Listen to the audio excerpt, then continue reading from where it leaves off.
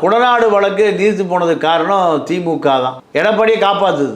ஏன் அதுக்கு மீடியேட் யார் கேட்டிங்கன்னா டி நகர் சத்யா தான் எடப்பாடி காப்பாற்றுறாரு. ஏன்னா டி நகர் சத்யா சபரீஷனுடைய ஓட்டுக்கு பணம் கொடுக்கறத அனுமதிக்கலாமா? ஜனநாயகத்தை விற்கிறத அனுமதிக்கலாமா?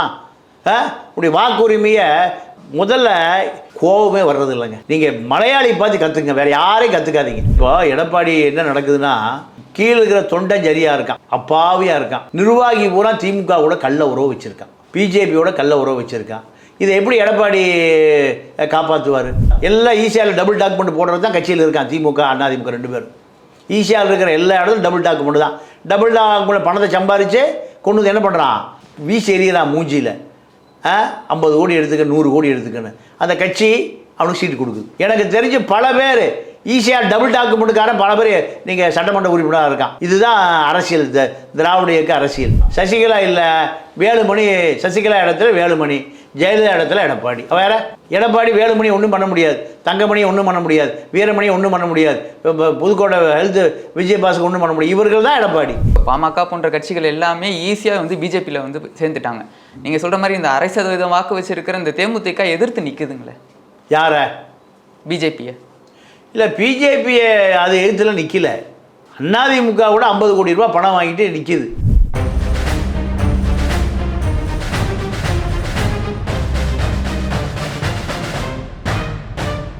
ரெட்ரோலுக்ஸ் நேயர்களுக்கு வணக்கம்.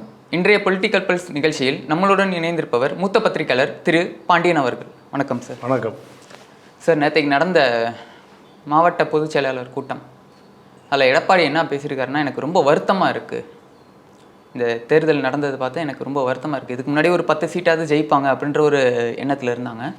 இப்போ வந்து அந்த 10 சீட்டுமே ரொம்ப டவுட்டாக இருக்குது. நம்ம 2 சீட்டு ஜெயிக்கிறது ரொம்ப கஷ்டமாக இருக்குது.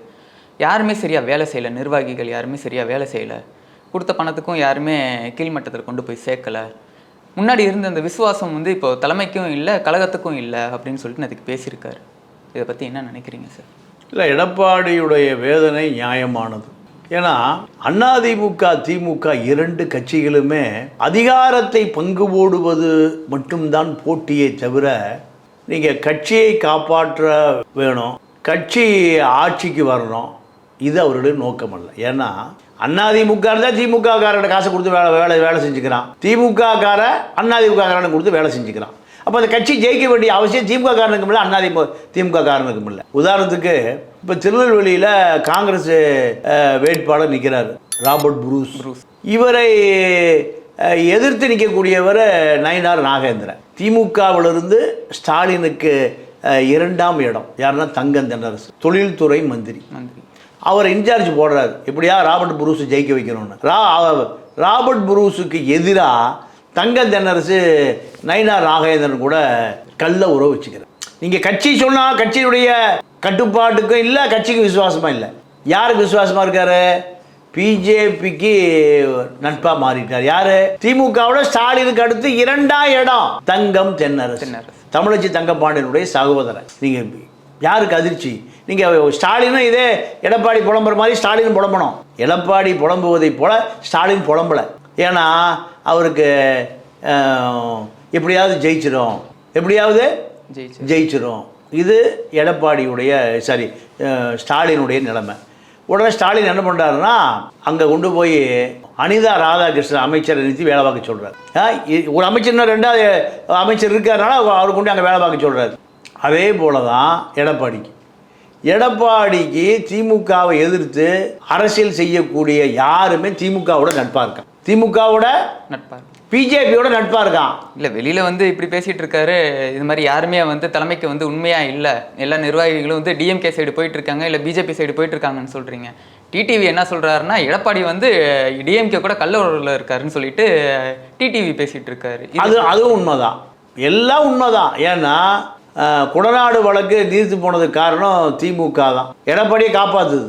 ஏன் அதுக்கு மீடியேட் யார் கேட்டிங்கன்னா டி நகர் சத்யா தான் எடப்பாடி காப்பாற்றுறாரு. ஏன்னா டி நகர் சத்யா சபரீஷனுடைய அண்ணா நகர் மோகன் கார்த்தியோடு நெருக்கமாக இருக்கார். அதுதான் பவர் சென்டரு. அப்போது பணத்தை திருடியாச்சுங்க, இப்பெல்லாம் லட்சம் கோடி இருக்கு. இந்த லட்சம் கோடியை காப்பாற்றுவதற்கு திமுக அதிமுக அரசியல் தேவைப்படும். இவன் அவங்களோட அனுக்கோ, இவன் அவங்களோட அனுக்கோ. மக்கள் முட்டாள். 200 ரூபாயில தான் ஸ்டார்ட் ஆகுது தேர்தல். எவ்வளவு? 200. கேவலமா இருக்குங்க, கேவலமா இருக்குங்க. 200 ரூபாய்க்கு ஓட்டு போடுறானுங்க. அதுவுமே கொடுக்கலையே சார் இந்த தடவை, அதுவுமே யாருமே கொடுக்கலையே. இந்த 200 ரூபாய் கூட கொடுக்கலையே. ஆமா, அப்போ ஓட்டு போடுறான்ல அவன், முட்டா போய் ஓட்டு போடுவானே.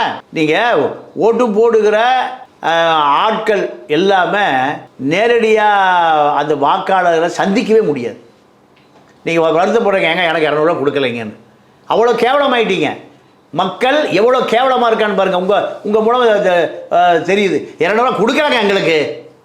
எங்கள் அக்காவை கற்பழிக்கலைங்கிற மாதிரி இருக்கு. தங்கச்சியை கற்பழிக்கலைங்க. இல்லை முன்னாடி இல்லை பணம் கொடுக்கலே. ஏங்க பணம் கொடுத்தா உதைக்கணுங்க அவனை. கேரளாவில் உதப்பான். நீங்க 200 ரூபா எனக்கு கொடுக்கலங்கன்னு வருத்தப்படுறீங்க. அதாவது கொடுக்க வர்றத கோவப்படணுங்க. கொடுத்தான்னா கோவப்படணும், கொடுக்கலன்னா கோவப்படுறீங்க. எப்படி உள்டாவா இருக்கு பாருங்க. சரி, இப்போ நிறைய பேர் அதுதான் லஞ்சம் இல்லைங்க, கொடுத்தீங்கன்னா வாங்கி வச்சுக்கோங்க. இல்லை அதாவது லஞ்சம் கொடுத்தா வேலையே ஆக மாட்டேங்குதுங்க. இப்படி கவலைப்பட ஆரம்பிச்சிட்டேன். இப்போ எப்படி லஞ்சம் கொடுப்பது முதல்ல தப்பு. அவனை சட்டையை பிடிச்சி கேட்கணும், டேய் அரசு சம்பளம் வாங்குற, நான் அரசுக்கு வரி கட்டுறேன், வேலை செய்யதான் கேட்கணும். லஞ்சம் கொடுத்தங்க செய்ய மாட்டேங்கிறாங்க. மக்கள் எப்படி ஆகிட்டான் பாருங்க. மக்களை இப்போ நீங்கள் சொன்ன மாதிரி தான் 200 ரூபா எவனும் கொடுக்கலங்க. அப்புறம் 100 ரூபா அதுவும் கொடுக்கலங்க. ஊறுகாய்க்கு 50 ரூபா அதுவும் கொடுக்கலங்க.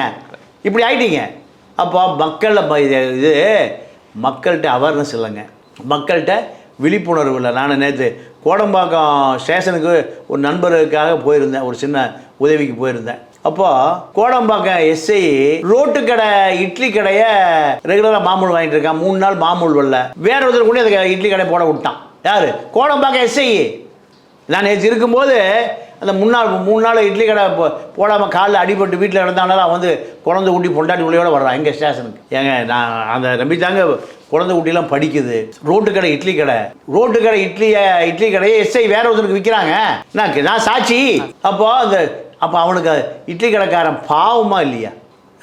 நீங்கள் அவனுக்கு வேற வழியே இல்லைன்னா குடும்பத்தோடு நஞ்சை கூட செத்து போயிடுவான். இதுதான் இந்த அரசாங்கத்துக்கு போராடுறது. அப்போது இந்த 2 திராவிட இயக்கங்களும் எப்படி மக்களை ஆக்கி வச்சிருக்கான் பாருங்க. இல்லை சார், இப்போ நீங்கள் சொல்கிற மாதிரி தான் ஓட்டுக்கு பணம் வாங்காதீங்கன்னு சொன்ன காலம் போய் இப்போ எல்லாருமே என்ன சொல்கிறாங்கன்னா, ஓட்டுக்கு பணம் கொடுத்தா வாங்கி வச்சுக்கோங்க, அது உங்களோட பணம், அது நீங்கள் செலவு பண்ணுங்க அப்படின்னு சொல்கிற நிலைமை இப்போ வந்துருச்சு. ஐயோ, அவனை முதல்ல உதைக்கணும், அவனை விரட்டணும். அவனை ஓட்டுக்கு பணம் கொடுக்கறத அனுமதிக்கலாமா? ஜனநாயகத்தை விற்கிறத அனுமதிக்கலாமா? இப்படி வாக்குரிமையை முதல்ல கோபமே வர்றது இல்லைங்க. நீங்கள் மலையாளி பார்த்து கற்றுக்குங்க, வேறு யாரையும் கற்றுக்காதீங்க. பஞ்சாபுக்குலாம் உங்களால் போக முடியாது. மலையாளி பார்த்து அரசியல் கற்றுக்குங்க. மானம் உள்ளவன், சுயமரியாதை உள்ளவன், கோபம் வரக்கூடியவன் பூரா மலையாளி தான். முன்னாள் தமிழன் தான் அவன். சேர நாட்டு சேர்ந்தவன். அவனு ஜப்பானா ஐரோப்பாவிலிருந்து வந்தவன் அல்ல. அங்கே இருக்கக்கூடிய மலையாளிகள் பூராம பழைய சேர நாட்டை சேர்ந்த மலைக்கு அந்த பக்கம் இந்த பக்கம் ரெண்டுமே சேர சோழ பாண்டி. அவன் எவ்வளோ சூடு சொல்றையாக இருக்கான். இந்தியாவை கட்டி ஆளுவதே அந்த மலையாளிகள் தான், முன்னாள் தமிழன் தான். அவன் அங்கே போய் ஏதாவது தேர்தல் பணம் தரேன்னு ஒரு செய்தி கேள்விப்பட்டிருக்கீங்களா? அவங்கள்ட்ட தான் நீங்கள் கற்றுக்கணும். போய் இங்கே என்ன இப்போ எடப்பாடி என்ன நடக்குதுன்னா, கீழே இருக்கிற தொண்டன் சரியாக இருக்கான், அப்பாவியாக இருக்கான். நிர்வாகி பூரா திமுக கூட கள்ள உறவு வச்சுருக்கான், பிஜேபியோட கள்ள உறவு வச்சுருக்கான். இதை எப்படி எடப்பாடி காப்பாற்றுவார்? எடப்பாடி கள்ள உறவு வச்சுருக்கும்போது அவனும் கள்ள உறவு வச்சுருந்தான். எடப்பாடி வெளியே வந்துட்டார், அவன் தொடர்றான். திமுகவுடையும் உறவு வச்சுருக்கான், பிஜேபியோடையும் தொடர்பு வச்சுருக்கான். வழிகாட்டியே எடப்பாடி தானே. அண்ணன் எவ்வளியோ தம்பியும் அவளியே. சரியில்லாத நிர்வாகிகள் எல்லாத்தையுமே தூக்கிட்டேன்னா அடுத்தது ஏடிஎம்கே எதுவுமே இல்லாமல் போயிடுமே சார். எல்லாம் அதாங்க, அவன் அத்தனை பேருமே திருடுவதற்காகத்தான் அதிகாரத்தில் இருக்கான். திருடுறது தான் எல்லாம். ஈஸியாக டபுள் டாக்குமெண்ட் போடுறது தான் கட்சியில் இருக்கான். திமுக அதிமுக 2 பேரும் ஈஸியாக இருக்கிற எல்லா இடத்துலையும் டபுள் டாக்குமெண்ட் தான். டபுள் டாக்குமெண்ட் பணத்தை சம்பாரித்து கொண்டு வந்து என்ன பண்ணுறான்? வீசி எறிகிறான் மூஞ்சியில். 50 கோடி எடுத்துக்க, 100 கோடி எடுத்துக்கன்னு அந்த கட்சி அவனுக்கு சீட்டு கொடுக்குது. எனக்கு தெரிஞ்சு பல பேர் ஈஸியாக டபுள் டாக்குமெண்ட்டுக்காரன் பல பேர் நீங்கள் சட்டமன்ற உறுப்பினராக இருக்கான். இதுதான் அரசியல், திராவிட இயக்க அரசியல். அப்போது எடப்பாடி பணம் கொடுத்தாலும் வச்சுக்குவான், கொடுக்கவே மாட்டான். ஏன்னா அவன் அதுக்கு தான் பணம் கொடுத்தா அந்த அரசியலுக்கே வந்திருக்கான். திமுக அதிமுக ரெண்டு கட்சியில் நான் ஒரே ஒரு கேள்வி கேட்குறேன். அதாவது அவனுடைய தியாகத்தின் அடிப்படையில் அவனுக்கு ஒருத்தர் பதவி கிடைச்சிருக்கான்னு சொல்லுங்கள். யாரும் கிடையாது. அதிமுக திமுகவில் உழைப்புக்கு, நேர்மைக்கு, தியாகத்துக்கு எவனா ஒரு கவுன்சிலர் ஆயிருக்கான்னு சொல்லுங்க. காசு கொடுத்து ரெக்கமெண்டேஷன், காசு கொடுத்து ரெக்கமெண்டேஷன், காசு கொடுக்கணும் இல்லைன்னா ரெக்கமெண்டேஷன். யாரு அவன் காசு வாங்கி ரெக்கமெண்டேஷன் பண்ணுவான். திமுக அண்ணா திமுக ஒழிக்கப்பட வேண்டிய இயக்கம் இந்த திராவிட இயக்கங்கள், 2 இயக்கங்களையும். அப்போ அதனால தான் விஜய் வீட்டுக்கு எத்தனை பேர் போகிறான்? 75 லட்சம் பேர் போகிறான். சீமான் வீட்டுக்கு 50 லட்சம் பேர் போகிறான். சீமா விஜய் 2 பேர் எனக்கு இவன் குடிச்சிட்டு பேசுகிறான், அவன் பகலில் குடிக்கிறதில்ல, நைட்டில் குடிக்கிறான் விஜய். அப்போ இவனு 2 பேர்கிட்ட இந்த தமிழ் தேசிய அரசியல் போயிடுச்சுன்னா 24 மணி நேரம் சாராயம் விற்கிறவன் சட்ட விரோதி தான் திமுக அண்ணா திமுக. இவங்ககிட்ட தப்பிச்சு அரசியல் அங்கே போயிருக்கு. இந்த மக்களை யார் காப்பாற்றுவது? இப்போ இவங்க இல்லைன்னா பிஜேபி தானே சார் இருக்காங்க. இப்போ இவங்க டிஎம்கேவும் வேணாம், ஏடிஎம்கே வேணாம், என்டிகே வேணாம், டிவிக்கே வேணான்னா எதுவுமே வேணான்னா இப்போ பிஜேபி மட்டும்தானே இருக்காங்க. இப்போ பிஜேபி வந்தால் நல்லா இருக்கும்னு நினைக்கிறீங்களா? பிஜேபி வேண்டான்னு தான் மக்கள் திராவிட இயக்கத்தை ஆரம்பித்தான். பிஜேபி வேண்டாம் அப்படிங்கிற அதுக்கு பிறகுதான் தந்தை பெரியார் திராவிட இயக்கத்தை ஆரம்பித்தார். அண்ணாதுரையை திராவிட இயக்கத்தை ஒழிச்சு விட்டார். அப்பம் பேர் தெரியாது அண்ணாதுரையை திராவிட இயக்கத்தை ஒழிச்சு விட்டார். ஒழிச்சு இப்போ என்னாச்சு? திராவிட இயக்கம் அது ஒரு பிஜேபி ஆகிப்போச்சு. இப்போ திராவிட இயக்கங்கிற பேரில் இருக்கிற பிஜேபியே வேண்டாம். இப்போ பிஜேபியோட ஏன் கருணாநிதியும் முரசொலிமாரும் பிஜேபியோட கூட்டணியை வச்சுக்கலையா? அன்னைக்கு கசப்பாக இருந்ததா, இனிப்பாக இருந்ததா? இவனுக்கு தேவைன்னா கூட்டணி வச்சுக்குவான், தேவையில்லை திட்டுவான். அப்பாவும் மாமா ஸ்டாலினுக்கு, முரசொலிமாரும் கருணாநிதியும் 2 பேர் வாஜ்பாய் நடுவில் உட்கார வச்சு இந்த பக்கம் ஒருத்தர் அந்த பக்கம் ஒருத்தர் உட்கார்ந்து இருக்கும்போது நல்லா இருந்ததா? அதே பிஜேபி தான் இன்றைக்கி இருக்கிற பிஜேபி. இன்றைக்கி மோடியோட நட்பாக இருக்கீங்க. மோடியோட எதுக்குலாம் இல்லை, மோடியோட நட்பாக இருக்கீங்க. மோடியை எதிர்த்தா இந்த மக்கள் நம்புவான்னு நினைக்கிறதுனால மக்கள்கிட்ட நடிக்கிறீங்க, அவ்வளோதான். வேற என்ன? எடப்பாடி ஆளுக்கு பூராமல் கட்சியும் வேண்டாம், கத்திரிக்காய் வேண்டாம். காசு இருக்குது, காசு கொடுத்தா அந்த மக்கள் ஓட்டு போட்டுருவான். பணம் சம்பாதிக்கணும், திருடணும். திருடுறதுக்கு என்ன வழி? மக்கள் வரிப்பணமாக கட்ட திருடிக்கணும். திருடிட்டு மக்கள் காசு கொடுத்தா ஓட்டு போடும். இதுதான் அரசியல். இதில் எங்கே ஜனநாயகம் இருக்குது? இதில் எங்கே தியாகம் இருக்குது? இதில் எங்கே இந்த சமூகத்தின் மேல் அக்கறை இருக்குது, சமூக நீதி இருக்குது? ஒன்றுமே கிடையாது. திமுகவில் இருக்கிற எம்எல்ஏக்கள், எம்பிக்கள், நிர்வாகிகள், மேயர் எல்லாம் எப்படியாவது திருடணும் ஐயா, மக்கள் காசை கொள்ளையடிக்கணும், மக்கள் காசை கொள்ளையடிக்கணும், மக்களுக்கு செலவு வரணும், பதவி வந்துடும், பட்டம் வந்துடும், அதிகாரம் வந்துடும். வேறு இதை தாண்டி அரசியலே இல்லை. நீ 10 கோடி கொடுத்து சீட் கேட்குறியா? நான் 5 கோடி கொடுத்து சீட் கேட்குறேன். திருநெல்வேலி ராபர்ட் புரூஸ் என்ன கேட்டிங்கன்னா கேசி வேணுகோபால் வீட்லேயும் படுத்து கிடப்பார். வேறு எந்த தகுதியும் இல்லை. கிறிஸ்டியன் டயசிஸில் மெடிக்கல் காலேஜ் வாங்குறேன்னு 20 கோடி ஆட்டையை போட்டு போனவர் தான் இப்போ அவர் நாடாளுமன்ற உறுப்பினர். இதுதான் தகுதி. 40 நாடாளுமன்ற உறுப்பினர் தகுதி எடுத்து பார்த்தீங்கன்னா எப்படியாவது பணம் சம்பாதிச்சிருப்பான், பல கோடி. அமைச்சர் அமைச்சராக இருக்கிறவங்க கதையும் அதுதான், மேயர் கதை அதுதான். அப்போது எடப்பாடி என்ன நினைக்கிறாரு? எல்லாம் நம்ம அடையாளம் இல்லாமல் திருடி வச்சுருக்கான், நம்ம சொல்கிறத கேட்க மாட்டேங்கிறான், நம்ம சொல்கிறத கேட்க மாட்டேங்கிறான். அப்போ இது ஒன்றும் பண்ணவே முடியாது. இது என்ன ஆச்சுன்னு கேட்டிங்கன்னா கேன்சர் முத்திருச்சு. கேன்சரு முத்திருச்சு, இது மருந்தே இல்லை, ஹீமா தெரப்பியே கொடுக்க முடியாது. கேன்சர் முத்தி போய் நிற்கிது. இதை எப்படி சரி பண்ணுவீங்க? ஒன்றுமே. ஜெயலலிதா இருக்கும்போது சசிகலா இப்படி தானே பண்ணிச்சு. இப்போ சசிகலா இல்லை, வேலுமணி. சசிகலா இடத்துல வேலுமணி, ஜெயலலிதா இடத்துல எடப்பாடி. வேற எடப்பாடி வேலுமணி ஒன்றும் பண்ண முடியாது, தங்கமணியை ஒன்றும் பண்ண முடியாது, வீரமணியை ஒன்றும் பண்ண முடியாது, புதுக்கோட்டை ஹெல்த் விஜயபாஸ்கர் ஒன்றும் பண்ண முடியாது. இவர்கள் தான் எடப்பாடி. எல்லா மாவட்டத்துக்கும் ஒரு எடப்பாடி. இப்போ ஏடிஎம்கே வந்து எடப்பாடி கையை விட்டு போயிடுன்றீங்களா? எடப்பாடி விட்டு என்றைக்கும் போகாது, எடப்பாடி தான். சேலம் கூட்டத்தில் வந்து அண்ணாமலை சொல்லியிருக்காரு, இந்த தேர்தல் முடிஞ்சதுக்கப்புறம் ஏடிஎம்கே கட்சியை வந்து யார் விசுவாசமான அந்த உறுப்பினர் இருக்கோ அவர்கிட்ட வந்து ஏடிஎம்கே வந்து ஒப்படைக்கப்படும் அப்படின்னு சொல்லியிருக்காப்புல, அண்ணாமலை சொல்லியிருக்காப்புல. இல்லை, அண்ணாமலை பிறக்கிறதுக்கு முந்தைய அதிமுக ஆரம்பிச்சாச்சு. 72லேயே அதிமுக ஆரம்பிச்சாச்சு. அது தொண்டங்கட்சி, எம்ஜிஆர் காலத்தில் உருவாக்கப்பட்ட தொண்டங்கட்சி. அண்ணாமலை பிறக்கும் போதே அதிமுக இருக்குது. அது இது அண்ணாமலையுடைய ஆசை. ஏன்னா பிஜேபியோட கூட்டணி சேரல, அதனால் அவருடைய ஆசை. அவருடைய கூட்டாளிகள் பூரா குக்கரும் பலாப்பழமும், அதுதான். அவங்க 2 பேரும் பிஜேபியில் சேர்ந்துருவாங்க. தேர்தல் முடிஞ்ச பிறகு அமமுக பிஜேபியில் இணையுது, ஓபிஎஸ் பிஜேபியில் இணைகிறாரு. முடிஞ்சு போச்சா? கொஞ்ச நாள் கழித்து பாமகவும் இணையுது. ஆனால் அதிமுக இருக்கும். ஏன்னா அதிமுக தொண்டங்கட்சி, இதெல்லாம் தலைவங்கட்சி. அமமுக தலைவங்கட்சி, பாமக தலைவங்கட்சி, ஓபிஎஸ் தலைவங்கட்சி. ஆனால் அதிமுக யாருடைய கட்சி? தொண்டங்கட்சி. அதனால் அதிமுக எப்பவுமே அழியாது. இன்னைக்கு எந்த தலைவர்களுமே வந்து தொண்டன் பேச்சை வந்து கேட்டுக்கிட்டோ இல்லை வந்து அவரோட கருத்துக்களை வாங்கியோ நம்ம வந்து எந்த ஒரு முடிவும் எடுக்கிறது இல்லை. தலைவர் என்ன முடிவு எடுக்கிறாரோ அதுதான் தொண்டனுக்கு வந்து ஓகேன்னு சொல்லி சட்டம் எடுத்துட்டு போறாங்க. இப்போ நாளைக்கு இந்த மாதிரி மாறாதுங்களா? இல்லை, இது காலங்காலமாக இப்படி தான் இருக்கு. ஆனால் இது நாளடைவில் திமுக அதிமுக இரண்டுமே அழிய துவங்கிடும். அதுலேருந்து ஒரு புதிய ஒரு பரிணாமம் வரும். நீங்கள் இந்தியா சுதந்திரம் அடையும் போது காங்கிரஸ் தவிர கட்சியே வேறு இல்லை. அந்த காங்கிரஸ் காணாமல் போச்சு. காங்கிரஸ் தவிர அந்த நேரத்தில் வேறு கட்சி வரும்னு சொன்னாலும் நம்பியிருக்க மாட்டான். காங்கிரஸ் காணாமல் போச்சு. காங்கிரஸ் காணாமல் போன பிறகு அகில இந்திய அளவில் பல மாநில கட்சி எங்கெங்கேயோ இருந்து வந்து முளைச்சு மாநில கட்சிகளுடைய நாடாளுமன்ற உறுப்பினர்கள் பலத்தில் தான் காங்கிரஸை ஆட்சி அமைக்கக்கூடிய நிலைமை ஆகி போச்சு. எல்லா மாநிலங்களையும் காங்கிரஸே பெரிய மெஜாரிட்டியாக இருந்தது. பலவீனம் அடைஞ்சு மாநில கட்சிகளுடைய ஆதரவில் தான் காங்கிரஸ் அமைச்சரவை அமைக்கக்கூடிய தேவை வந்தது. இது இப்போ என்ன ஆயிடுச்சுன்னு கேட்டிங்கன்னா, இந்தியா கூட்டணின்னு பல மாநில கட்சிகளை ஒன்று சேர்த்து தேர்தலை சந்திக்க வேண்டிய நிலைமைக்கு காங்கிரஸ் பலவீனமாக போச்சு. இப்போ அதே நிலைமை தான். இந்தியா கூட்டணிங்கிறது காங்கிரஸ் பல உதிரி கட்சிகளை சேர்த்துருக்கு. அப்போ காங்கிரஸோட நிலைமை பார்த்தீங்களா? ரைட்டு, அதை அப்படியே ஓரமத்துக்கு போடுங்க. 1980 பிஜேபி ஆரம்பிக்கப்பட்டு 2014 ஆட்சி பிடிச்சிருச்சு. அதாவது 98 ஆட்சி பிடிச்சிருச்சு. 98 ஒரு வருஷம் ஆட்சி கவுந்து 99 2004 முடிஞ்சு போச்சு. இப்போது 10 வருஷம் பிஜேபி. இப்போ பிஜேபி கடைசி கட்டத்தில் நிற்கும். பிஜேபிக்கு தெரியுமா கடைசி கட்டம்னு? இது அரசியல். பல மாநில கட்சிகளுடைய தயவை யார் கேட்குறா? பிஜேபி கேட்குது. அப்போது காங்கிரஸ் முடிஞ்சது, பிஜேபி முடிஞ்சது. தமிழ்நாட்டில் திமுக தான். திமுக உடஞ்சி அதிமுக தான்.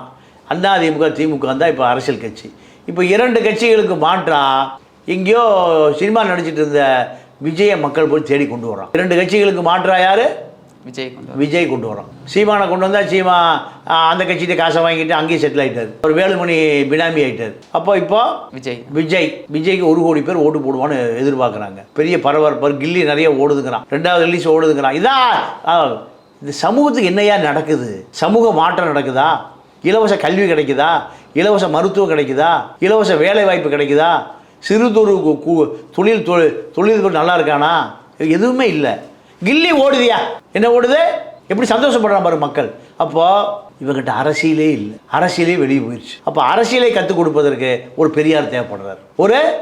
இன்றைக்கி சமூகத்துக்கு பெரியார் தான். எவங்கிட்டையுமே அரசியல் இல்லை. 200 ரூபாய்க்கு மருத்துவம் போடுறான்னு சொல்கிறீங்க. வேதனையார் நெஞ்சு வெடிக்குது. ஒரு மனிதனுடைய உயிர் 200 ரூபா தானா? எலி கூட 200 ரூபா இல்லைங்க. கோழி கடைக்கு போனால் கோழிக்கறி 500 ரூபா சொல்கிறான். ஆனால் மனுஷன் 200 ரூபாய்க்கு இதனுடைய ரத்தத்தை விற்கிறாங்க, ஓட்டை விற்கிறான், உரிமையை விற்கிறான்னா வேதனையாக இருக்குது. தமிழ்நாட்டு தாங்க இந்த கூத்து போகாமல். ஆந்திரா கர்நாடகா கேரளா சுற்றி எங்கேயும் கிடையாது. இவன் தான் போலீஸ் ஸ்டேஷனில் போய் எஸ்ஐ ரோட்டு கடை இட்லி கடையில் யார் இட்லி கடை வைக்கணும்னு முடிவு பண்ணுறான். அவன் கொடுக்கலைன்னா வேற ஆள் மாற்றி விட்றான். அப்போ எஸ்ஐக்கு என்ன வேலை? கோடம்பாக்கம் எஸ்ஐக்கு என்னங்க வேலை? இட்லி கடையில் மாமூல் வாங்குறது. எஸ்ஐயே முதல்லலாம் ஏதோ கான்ஸ்டபிள் வாங்குவான், கடை நிலை கான்ஸ்டபிள் வாங்குவான். இப்போ எஸ்ஐயே வாங்குறான். அப்போ இட்லி கடையில் மாமூல் வாங்குற அளவுக்கு போலீஸ் போயிடுச்சுன்னா இந்த ஜனநாயகத்தை யார் காப்பாற்றுறது? இந்த சட்டத்தை யார் காப்பாற்றுறது? அப்போ இவன் 200 ரூபாய்க்கு ஓட்டு போட்டு தயாராகிட்டான். ஜெகத்ரட்சகன் 1 லட்சம் கோடி வச்சிருக்கிறவர் எம்பி ஆகிறாரு. இப்போ 20,000 கோடி ரியல் எஸ்டேட் பண்ணி டபுள் டாக் பண்ணி டி நகர் சத்யா அவர் அடுத்த அமைச்சராகிடுவார். அவர் மேலே இருக்கிற அந்த ஸ்மார்ட் சிட்டி வழக்கிலேயே ஒரு 2,000-3,000 கோடி திருடிட்டார். அதுக்கு டேவிதார் ஐஏஎஸ் தலைமையில் ஒரு குழு போட்டு ஆய்வு பண்ணாங்க. அது சபரீஷை கூப்பிட்டா வேண்டான்ட்டார். இதெல்லாம் யாருக்கு தெரியும்? இது யார் இதை பற்றி பேசுவா? அப்போ எடப்பாடியுடைய கவலை நியாயமானதான். ஸ்டாலின் கவலைப்படுறதே இல்லை. நீங்கள் இப்படி சொல்லியிருக்கீங்க. எடப்பாடி கூட இருக்கிற நிர்வாகிகள் யாருமே சரியாக இல்லை அப்படின்னு சொல்லிட்டு இருக்கீங்க. சரியாக இருக்க இந்த கூட்டணி வச்சுருக்காங்க, தேமுதிக கூட்டணி வச்சுருக்காங்க. தேர்தலுக்கு முன்னாடி அவங்க பிஜேபிக்கு போவாங்க அப்படின்ற ஒரு நிலைப்பாடு இருந்துட்டு அவங்க எண்ணத்தில் ரொம்ப ஸ்ட்ராங்காக இருந்தாங்க. இல்லை, நாங்கள் தேமுதிகவில் தான் இருப்போம். எலெக்ஷனுக்கு முன்னாடி விஜயகாந்துக்கு பத்மபூஷன் விருது தரதா சொல்லியிருந்தாங்க. இப்போ அதை ஒத்தி வச்சுருக்காங்க. இங்கேருந்தே அவங்களோட அடியை, அதாவது தேமுதிகவை அதிமுகலேருந்து வெளியில் கொண்டு வரதுக்கான வழியை இப்போயே ஆரம்பிச்சிட்டாங்களா பிஜேபி? இல்லை, அதாவது தேமுதிகிட்ட வாக்கு வங்கி இல்லைங்க, 0.5% தான் இருக்குது. போன தேர்தலில் அதிமுக சாவகாசம் வேணால் விரட்டி விட்டார். யாரை? உங்கள்கிட்ட ஓட்டே இல்லை, உங்கள்கிட்ட வாக்கு விஜய்க்காக உயிரோடு இருக்கிறப்போ வேண்டாம், உங்கள் சாவகாசம் விரட்டி விட்டார் வேலுமணி. இப்போ கூட்டணியே இல்லை, ஒரு லேபிள் வேணும், ஒரு கொடி பறக்கணும். லெட்டர் பேடாக பறக்குது எங்கள் பிஜேபி கூட்டணியில். பச்சைமுத்து, தேவநாதன், இவருக்கெல்லாம் அந்த ஏரியாவில் கவுன்சிலர் கூட ஜெயிக்க முடியாது. இவர்களெல்லாம் கூட்டணி சேர்த்துக்குது பிஜேபி. அப்போ அதிமுக கூட்டணியில் ஒருத்தருமே இல்லையே. இல்லை சார், அவ்வளோ பெரிய கட்சி இப்போ பாமக போன்ற கட்சிகள் எல்லாமே ஈஸியாக வந்து பிஜேபியில் வந்து சேர்ந்துட்டாங்க. நீங்கள் சொல்கிற மாதிரி இந்த 1% வாக்கு வச்சிருக்கிற இந்த தேமுதிக எதிர்த்து நிற்குதுங்களே. யாரை? பிஜேபியை. இல்லை, பிஜேபியை அது எதிர்த்துல நிற்கல. அதிமுகவோட 50 கோடி ரூபா பணம் வாங்கிட்டு நிற்கிது. அதிமுகவோட பிஜேபியா அதிமுக பேரம் பேசுறதுல அதிமுக 50 கோடி ரூபா கொடுத்து கூட்டணி சேர்த்துருக்கு. வேற ஒன்றுமே இல்லை. அது பிஜேபியில் எதுக்கல. எடப்பாடியே எதுக்கலையே. அப்புறம் அது தேமுதிக எப்படி எதுக்கும்? எடப்பாடி பிஜேபி எதிர்த்தாரா? அப்புறம் ஏங்க இவ்வளோ பெரிய 62 சட்டமன்ற உறுப்பினர் வச்சிருக்கிற, 20% வாக்கு வச்சிருக்கிற எடப்பாடி எதுக்கலையே பிஜேபி? எங்க பிஜேபி எது எங்கே பேசுகிறார் அந்த தேர்தல் பூரா பாருங்க. இல்லை, அப்புறம் எப்படி விஜயகாந்த் பொண்டாடி எடுத்து பேசும்? 50 கோடி ரூபா யார் தருவீங்க? 50 கோடி யார்? 50 கோடி அண்ணாமலை கொடுக்கல, எடப்பாடி 50 கோடி கொடுத்து கூட்டணி சேர்த்து. இதுதான் கூட்டணி. இதுதான் கூட்டணி. அப்போ விஜயகாந்த் பத்மபூஷன் விருது கொடுப்பதாக நீங்கள் கூட்டணிக்கு வந்தால் கொடுக்குறேன்னு சொன்னாங்க. கூட்டணிக்கு வரல, கொடுக்க மாட்டாங்க. அவ்வளோதான். பிஜேபி அதிகார மையம். பிஜேபி கதையை முடிய போகுது. தேர்தல் முடிஞ்ச போது பிஜேபி எங்கே இருக்குன்னு தெரியாது. பிஜேபி நீங்கள் வட இந்தியாவில் ஜாட், ராஜ்புத் 2 சமூகம், பெரிய சமூகம். 2 பேருமே ஓட்டு கேட்டு வராதிங்கிறான். விவசாயிகள் பூரா ஜாட்டு, ராஜ்புத்து பூரா நீங்கள் குஜராத்து, ராஜஸ்தான், உத்தரப்பிரதேசில் இருக்கிறான். ராஜ்புத்து பெண்களை பிரிட்டிஷ்காருக்கு கூட்டி கொடுத்தான விஜய் ரூபேன்னு ஒரு நாடாளுமன்ற உறுப்பினர் பேசுகிறார். அப்போ எங்கள் பெண்களை நாங்கள் விபச்சாரத்தை வேசிக்கலான்னு கேட்குறான் அவன். தலித்துகள் வாக்கு வாங்குவதற்காக தலித்துக்கள் வீரஞ்செறிந்த போராட்டம் நடத்துறாங்க. ராஜபுத்திரர்கள் பூரா பெண்களை யாருக்கு கூட்டி கொடுத்தான்? பிரிட்டிஷ்காரன் கூட்டி கொடுத்து அதிகாரம் தக்க வச்சுக்கிட்டான்னு பேசுறாரு. இப்போ அங்கே பூரா பிஜேபியை எதிர்த்து ஓட்டு போடுங்கிறான். பிஜேபிக்கு ராஜபுத் எதிர்த்து, ஜாட் எதிர்ப்பு. பிஜேபி கதை முடிஞ்சுது. அடுத்து காங்கிரஸ் தான். காங்கிரஸ் வந்தால் ஆர்எஸ்எஸ் கட்டுப்பாட்டில் போயிடும். இப்போவே ஜெயராம், ரமேஷ் போன்ற ஆர்எஸ்எஸ் ஆட்கள் பூராமே ஊடுருவி உள்ளே இருக்கான் காங்கிரஸுக்குள்ள. அவங்க அப்பாவுக்கே 84 சாக வரை 91 வரைக்கும் அரசியலே தெரியல. 97 அரசியல் தெரிஞ்சோடனே கொண்டு விட்டான். காந்தியை கொண்டாளுக, ராஜீவ் காந்தியை கொண்டு விட்டான். இதுதான் அரசியல். அப்போது இந்தியாவை பொறுத்தவரை, தமிழகத்தை பொறுத்தவரை நீங்கள் ஜனநாயகம் என்பது நீங்கள் தடுமாறி சில முற்போக்கு சக்திகள் மட்டுமே அரசியலாக பேசிகிட்டு இருக்கான். இந்த முற்போக்கு சக்திகள் ஒரு 10%, 15% அவர்கள் தான் இந்தியாவை வழிநடத்துகிறார்கள். நீதிமன்றத்துக்கு போகிறான், போராடுறான், பத்திரிகை பதிவு பண்ணுறான், மக்களுக்காக நிற்கிறான். மீதி 85% ஜனநாயகம் என்னன்னே தெரியாமல் இருக்கான். காசுக்கு ஓட்டு போடுறான், மக்களுக்கு எந்த விதமான நன்மை செய்வதில்லை. கார்ப்பரேட் முதலாளிகள் நாடாளுமன்ற உறுப்பினராக வந்துடுறான். கார்ப்பரேட் உறுப்பினர்களுடைய ஆதரவற்ற பணக்கார எம்எல்ஏ வந்துடுறான், மேயராக வந்துடுறான். இதுதான் அரசியல். அப்போ எடப்பாடி கட்டுப்பாட்டில் முழுமையாக முன்னாள் அமைச்சர்கள், மாவட்ட செயலாளர் எல்லாம் பல ஆயிரம் கோடி வச்சுருக்கான். அவன் தன்னை காப்பாற்றுக்கிறதுக்கு திமுகவோட கள்ள கூட்டு வச்சுக்கிறான், பிஜேபியோட கள்ள கூட்டு வச்சுக்கிறான். எடப்பாடியோட கூட்டே இல்லை. அதுதான் எடப்பாடி. அதான் எடப்பாடி. மிக்க நன்றி சார். பல தகவல்களை பகிர்ந்தமைக்கு ரெட்ரோ லுக்ஸ் சார்பாக மிக்க நன்றி. நன்றி, வணக்கம்.